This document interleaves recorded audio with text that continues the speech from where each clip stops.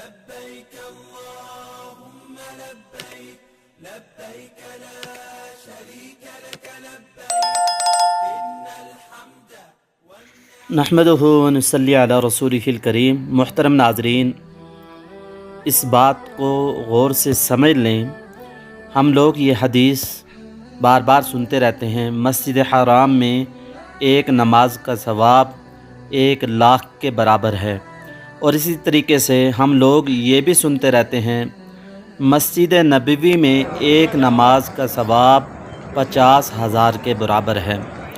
دیکھیں، یہ ابن ماجہ کی روایت ہے اور بظاہراً یہ کمزور روایت ہے، لیکن صحیح اور مسلم کی جو روایت ہے جس پر سب کا اتفاق ہے، وہ میں آپ لوگوں کو سنا دیتا ہوں تاکہ آپ لوگوں کے ذہن میں یہ حدیث رہے اور یہ فضائل رہیں۔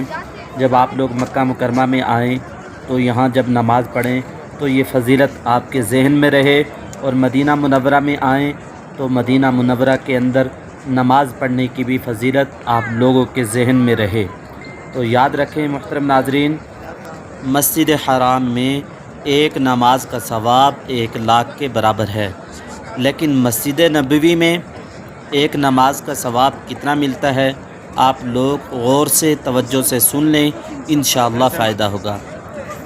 مسجد نبوی میں نماز کا ثواب، اکثر وقت مسجد نبوی میں بنیت اعتکاف گزاریں اور 5 گانا نماز جماعت سے مسجد نبوی میں ادا کریں اور تکبیر اولیٰ اور پہلی صف کا اہتمام کریں۔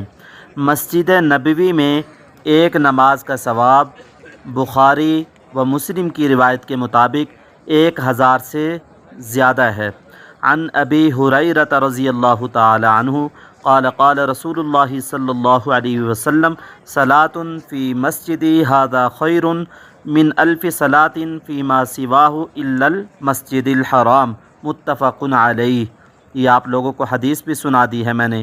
تو مسجد نبوی میں ایک نماز کا ثواب 1,000 سے زیادہ ہے۔ محترم ناظرین، اللہ تعالیٰ آپ لوگوں کو اپنے گھر میں بلائے، آپ لوگ مکہ مکرمہ میں آئیں، مدینہ منورہ میں آئیں، ہمیں اپنی دعاؤں میں خصوصی طور پر یاد رکھیں۔ السلام علیکم ورحمۃ اللہ وبرکاتہ۔